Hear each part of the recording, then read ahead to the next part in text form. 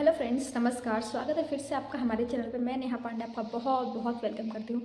तो दोस्तों, आज की जो ये वीडियो है, जैसा कि आप सबको बहुत टाइम से इस वीडियो का इंतज़ार था कि मैम ही EMRS जो हॉस्टल अधीक्षक होते हैं उनके तैयारी के लिए आप हमको जो है वो गाइड कीजिए, स्ट्रेटेजी बताइए और उसका सिलेबस क्या है वो भी डील करेंगे। तो दोस्तों, देर ना करते हुए हम इस एग्ज़ाम के लिए आगे बढ़ते हैं। तो दोस्तों, जैसा कि आप सबको पता है कि मेरा जो है सिलेक्शन EMRS 2023 के माध्यम से हो चुका है और वर्तमान में मैं छत्तीसगढ़ में पोस्टेड हूँ एक गवर्नमेंट स्कूल में। ठीक है दोस्तों, तो EMRS के जो सिलेबस है हॉस्टल अधीक्षक के लिए, हम उसकी बात करते हैं कि वो क्या है। तो दोस्तों, इसके सिलेबस में सबसे पहले तो जो है आपको रीजनल लैंग्वेज जो है आपको इसमें 10 मार्क्स का देखने को मिलेगा। वो आप कुछ भी चूज़ कर सकते हैं, हिंदी, इंग्लिश, मराठी, बांग्ला और इसके अलावा जो है आप बोडो और जितने भी लैंग्वेज हैं दोस्तों ऑफिशियली, आप उनमें से कोई भी लैंग्वेज आप चूज़ कर सकते हैं। मैंने जो है वो हिंदी चूज़ किया था।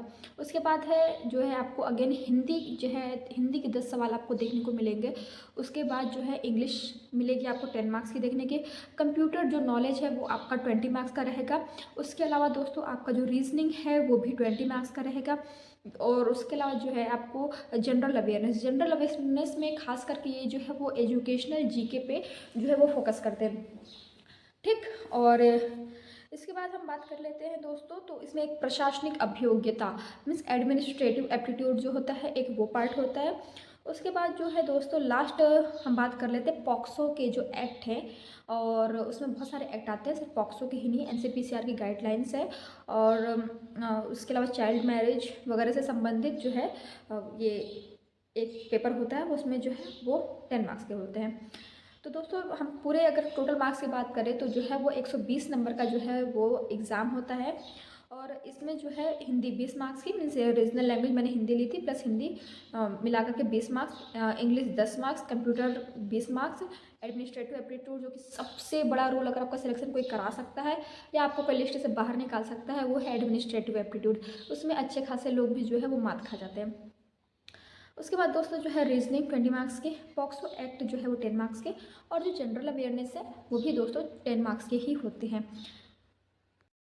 तो दोस्तों, अभी मैं आपको एक मोटा आइडिया दे देती हूँ, और यदि आप कहेंगे कि आपको एक बहुत विस्तृत तैयारी का जो है वो कॉन्सेप्ट जानना है कि मैंने ऐसी क्या तैयारी की थी जिससे कि मैं अपने बैच के रैंक होल्डर बनी थी, तो वो भी मैं आपको इस वीडियो के माध्यम से बताऊँगी।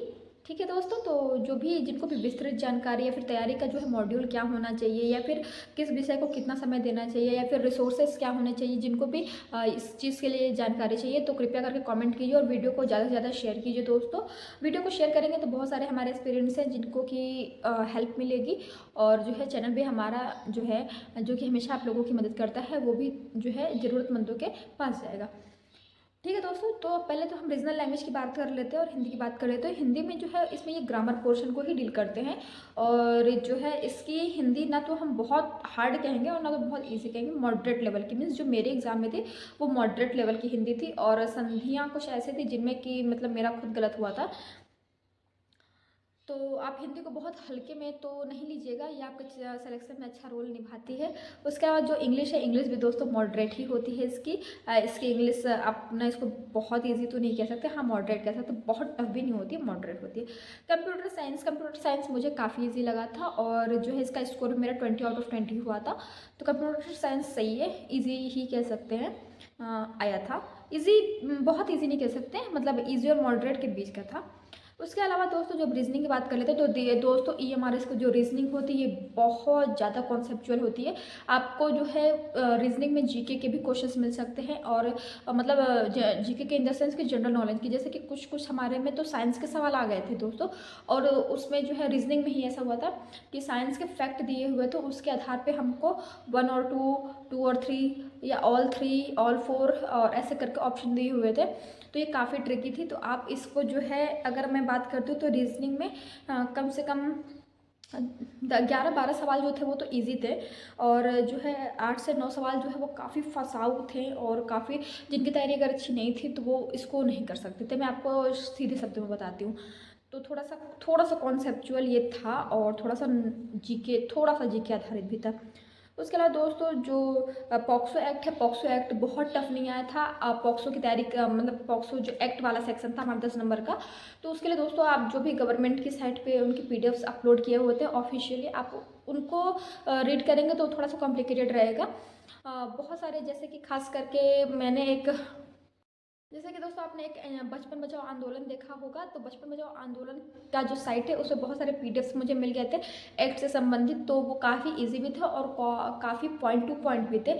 तो पॉक्सो मीन्स एक्ट वाला जो सेक्शन था उसको कंप्लीट करने में मेरी बचपन बचाओ आंदोलन वाले पीडीएफ्स ने बहुत ज़्यादा हेल्प की थी और बहुत मतलब मोटे मोटे शब्दों में बहुत चीज़ों को उन्होंने डील कर लिया था। ये भी आप कर सकते हैं। फिर उसके अलावा दोस्तों जो सबसे ज़्यादा कॉम्प्लिकेटेड मुझे लगता है वो है कि जनरल अवेयरनेस। जनरल अवेयरनेस का दोस्तों ये इतना ज़्यादा वास्ट था, मीन्स इसमें एजुकेशनल चीज़ की इतनी ज़्यादा वास्ट थी और इसमें भी मतलब कि थोड़ा सा वो 3-4 जो ऑप्शन दे करके उसके अलावा 1 to 2, 2 और 3, 3 और 4 ये वाले जो ऑप्शन होते हैं, नन ऑफ दीज वाले, इस टाइप के प्रश्न ज़्यादा थे। तो ये सेक्शन तो थोड़ा सा मुश्किल हो जाता है। ये 10 मार्क्स का आता है, तो इसमें अगर आप 6-7 भी अगर आप इसमें स्कोर कर लिया तो समझिए कि आपने बहुत अच्छा स्कोर कर लिया है, क्योंकि उससे ज़्यादा स्कोर कर पाना अपने आप में पॉसिबल ही नहीं है। सबसे बड़ी बात है कि पॉसिबल ही नहीं है, क्योंकि जीके का अंत वैसे भी नहीं है और जब इस प्रकार की जीके आ जाती है जिनका कि सोर्स भी अच्छे से हमको ना मिले तो दोस्तों वो बहुत मुश्किल हो जाता है स्कोर करना। ठीक है दोस्तों, फिर लास्ट में हम बात कर लेते हैं एडमिनिस्ट्रेटिव एप्टीट्यूड अर्थात प्रशासनिक अभियोग्यता। जैसा कि आप सबको पता है कि जो मैं आपको बता रही हूँ तैयारी, वो हॉस्टल अधीक्षक की। तो हॉस्टल अधीक्षक का मतलब ही हो जाता है कि जो है आपके अंदर प्रशासनिक अभियोग्यता होनी चाहिए, मीन्स आपको शासन करने का जो है आपके अंदर योग्यता होनी चाहिए, तभी जा करके आप किसी भी हॉस्टल को, किसी भी संस्था को आप लॉन्ग टर्म में जो है आप उसको पीसफुली आप उसको बनाए रख सकते हैं। अगर आपके अंदर वो अभियोग्यता नहीं है दोस्तों, तो डे टू डे लाइफ में भी ऐसा नहीं है कि ये सिर्फ एग्ज़ाम तक ही सीमित रहेगा। सबसे बड़ी चैलेंज तो तब शुरू होती है जब आपकी अपॉइंटमेंट हो जाती है और आपके कंधों पे लगभग 210 बच्चों का जो है वो जिम्मेदारी, उसके अलावा जो है जो वहाँ पे काम करते हैं कर्मचारी, उनकी बातें, प्लस आपके सीनियर्स की बातें, सीनियर इन द सेंस की जो ऑफिसर्स होते हैं, प्रिंसिपल महोदय होते हैं, आपको उन सब चीज़ों के बीच में जब तालमेल बनाना पड़ता है दोस्तों, तो सबसे बड़ी अभियोग्यता वो होती है अब प्रशासनिक अभियोग्यता। और डे टू डे लाइफ में वो चीज़ें स्मूथली चलते रहे, उसकी अभियोग्यता अगर आपके अंदर नहीं है तो बहुत मुश्किल हो जाएगा दोस्तों आपके लिए हॉस्टल को संभालना, सबसे बड़ी मुश्किल हो जाएगी। तो दोस्तों इस विषय को जब आप तैयार करते हैं तो अल्टीमेटली क्या होता है कि आपका एक तरीके से जो एग्ज़ाम है वो आपकी साइकोलॉजी को भी जांचता है कि क्या आपके अंदर वो एप्टीट्यूड है कि आप हॉस्टल को या फिर इतने बच्चे को, लगभग 210 बच्चों को आप डे टू डे लाइफ में जो है वो आप मैनेज कर सके। क्योंकि दोस्त थोड़े टाइम की बात होती है तो चल जाता है, बट आप 210 बच्चों को डेली हैंडल करना अपने आप में बहुत बड़ा टास्क होता है। तो दोस्तों ये, और मैं आपको ये भी बता दूं कि ये जो 30 नंबरों का पेपर होता है ये काफ़ी इंटरेस्टिंग भी होता है। जैसे कि मैं अपनी बात करूं दोस्तों, तो मतलब मैं आपको ये बता रही हूँ कि 30 क्वेश्चन आए थे, मैंने 29 सवाल अटैम्प्ट किया था और ईश्वर की कृपा से मेरे 29 के 29 सवाल मेरे सही थे। ठीक, और पार्ट वो होता है एडमिनिस्ट्रेटिव एप्टीट्यूड, और वो थोड़ा सा जो है आप उसको कितना भी तैयार कर, कितना भी अगर आप तैयार कर रहे हो उसको, तो आप उसको पूरी तरीके से तैयार नहीं कर सकते हैं, क्योंकि अल्टीमेटली उसमें कुछ ऐसे टाइप के कॉन्सेप्चुअल सवाल आएंगे ना कि वो आपके व्यवहार आधारित रहेंगे। तो आपका वो जैसा आप सोचेंगे आप उसी प्रकार से आंसर करेंगे, अब वो डिपेंड करता है कि वो आंसर सही है कि गलत है। तो दोस्तों यही सारी चीज़ें थी, तो मैंने सिलेबस आपके साथ डील कर दिया है और जो है कितने मार्क्स का स्कोर होता है वो भी डील कर दिया। लास्ट में मैं आपको बताना चाहती हूँ कि दोस्तों ये जो है जो भी इसके फॉर्म निकलते हैं दोस्तों, तो वो मतलब मेल फीमेल दोनों के लिए अलग अलग निकलते हैं, और जो कट ऑफ बनती है वो भी मेल और फीमेल दोनों के लिए अलग अलग बनती है। तो ये सबसे अच्छा है कि मेल फीमेल दोनों के लिए अलग बनती है, दोनों में मतलब जो भी कैटेगरीज है उनको उस हिसाब से सीट्स उनके लिए अलग अलग डिज़ाइन की गई हैं। 2023 की अगर हम कट ऑफ बात करें तो ईएमआरएस में जो सबसे ज़्यादा कट ऑफ हुई थी दोस्तों, वो जो है वो हॉस्टल अधीक्षक की पोस्ट के लिए गई थी। और आप सुनकर के अचरज खा जाएंगे कि 1/4 की नेगेटिव मार्किंग होने के बावजूद भी 120 में से लगभग 101 जो है वो कट ऑफ गई थी यूआर की।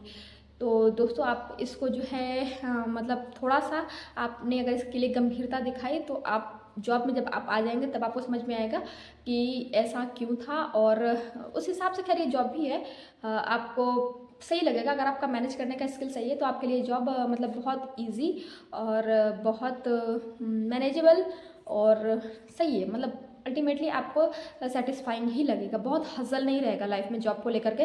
जैसा कि मैं बाकी पोस्टों को देखती हूँ कि बहुत हज़ल में रहते हैं वो चीज़, तो वो चीज़ थोड़ा सा कम है। अगर आप जो है अच्छे से मैनेज कर लेते हैं तो आप हॉस्टल अधीक्षक बन के थोड़ा सा आप पीसफुल माइंडसेट के साथ रह सकते हैं। और ये भी डिपेंड करता है कि आपका अपना माइंडसेट कैसा है दोस्तों। तो ये सारी चीज़ें थी।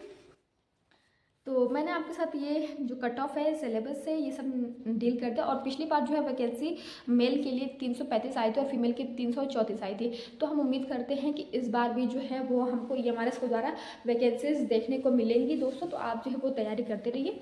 और जिनको भी डीप में इनका सिलेबस का एनालिसिस करना है और परफेक्ट स्ट्रेटेजी जाननी है कि हमको किस सब्जेक्ट को हमको किस तरीके से टारगेट करना है, वो जो है वो मुझे कमेंट कीजिएगा, तभी मैं उस पर वीडियो बनाऊंगी। और वीडियो को अभी यहीं पे रोकते हैं क्योंकि वीडियो बहुत लंबा होते जा रहा है। ठीक है दोस्तों, और आप अपनी तैयारी करते रहिए, कंसिस्टेंट रहिए। लड़कियों से मेरा खास करके अनुरोध है कि मेरी जो भी फ्रेंड्स हैं वो कृपया करके तैयारी करते रहो दोस्तों। सिलेक्शन के बाद की जो लाइफ होती है वो काफ़ी ज़्यादा इंजॉइंग होती है, काफ़ी ज़्यादा प्राउडी होती है और मतलब बहुत सेटिस्फाइंग भी लगता है कि हाँ आप अर्न कर रही हैं, आपका खुद का जो है आपका क्वार्टर है, या फिर अपने मेहनत से अपने परिवार के लिए कुछ कर सकती हैं। इस समाज में आपकी एक पहचान बनेगी। बहुत सारी चीज़ें हैं दोस्तों। उसके अलावा आपको बहुत ज़्यादा रिस्पेक्ट भी मिलेगा, बहुत ज़्यादा प्यार भी मिलेगा। तो ये सारी चीज़ें दोस्तों, तो मैं लड़कियों से खास करके अनुरोध ही करती हूँ कि आप जो है अपनी पढ़ाई पे सबसे ज़्यादा ध्यान दीजिएगा। इस वक्त वैकेंसीज 2025 में बहुत सारी आने वाली, बहुत सारे डिपार्टमेंट में आने वाली है और EMRS में तो आने ही वाली है। ठीक है दोस्तों, तो ये सारी बातें थी। फिर मैं विदा लेती हूँ और जल्दी मिलती हूँ आपसे एक अगली वीडियो में। तब तक आप अपना बहुत बहुत ध्यान रखिए। नमस्कार।